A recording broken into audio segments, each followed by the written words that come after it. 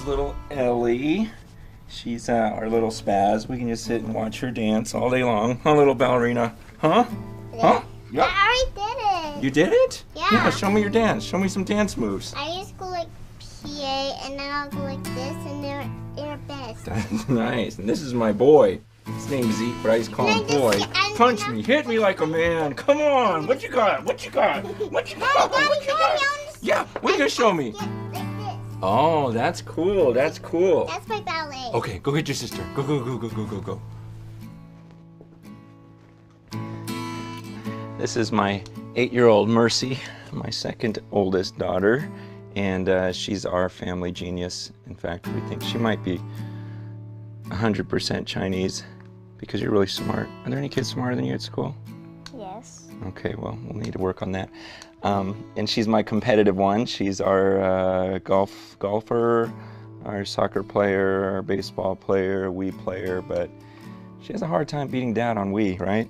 Yes. Have you ever beat Dad on Wii? A couple times. A couple times, but I was sick, huh? But she's my little buddy. And this is my first child, Rachel, who's now in 8th grade, all grown up, but still loves her dad. Yep. Yep, good. That's you, lover of Dad. She's our musician, songwriter, singer. I like to call her Channa Montana sometimes. You're just gifted. You're just gifted. I want to be like you when I grow up. Thanks. That's great. And here is my lovely bride of 15 years, Hello. Miss Lisa, who just looks more beautiful every year. Oh, well, who wouldn't want to be married to this handsome mug? Yeah, it's true. Here's your cup. Thank you. Everybody is coming soon. Okay.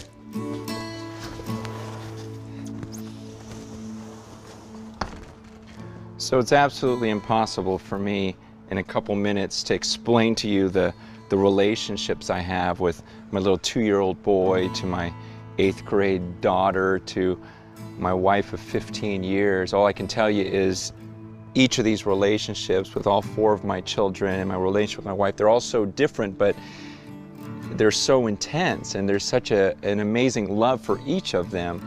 But it's absolutely these amazing relationships. And I think sometimes when we talk about our relationship with God, it's not really a relationship. Like, we don't really think of Him as a person. It's so easy when talking about God to almost see Him as a concept or an idea, and suddenly we fall in love with this idea of this almighty being, and we forget that He's not just this wonderful thing up there, but He's a person, and that He wants us to be madly in love with Him.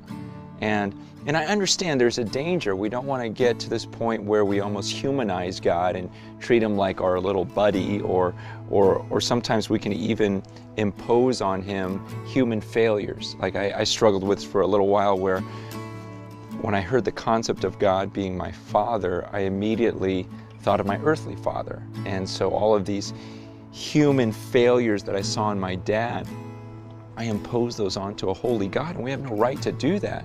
I think the balance is exactly as Jesus taught when He says, when you pray, I want you to call Him Abba. I want you to call Him Daddy. At the same time, He says, you pray, our Father, our Daddy, who art in heaven, hallowed or sacred is your name. So you've got this idea of this intimate daddy relationship, and then you also have the same understanding that His name is absolutely sacred. And so I don't know how you can put those two together, because it's like no other relationship in the world, but we spend our whole lives trying to figure it out.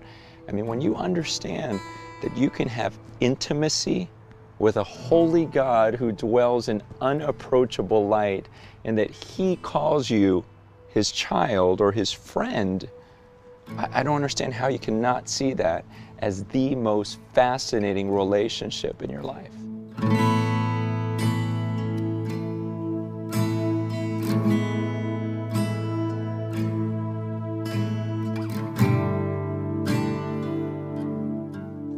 So this week in your discussion groups, I want you to talk about this idea of intimacy and this idea of reverence, because I think we all lean to one side or the other. Either we struggle with being intimate with God, or we struggle with this idea of Him being this holy being. So what is it? Do you struggle with intimacy or reverence? I also want you to talk about, and be honest about this, some of the baggage you have in your life. I know a lot of people struggle with this idea of our earthly dads and our relationships with them, and sometimes that can really distort our relationship with God, and I'd love for you guys to talk about that in your groups. And then finally, this idea of being in love. As we all know what it means to be in love, think through, does your relationship with God really resemble this idea of a relationship where you are literally in love with Him?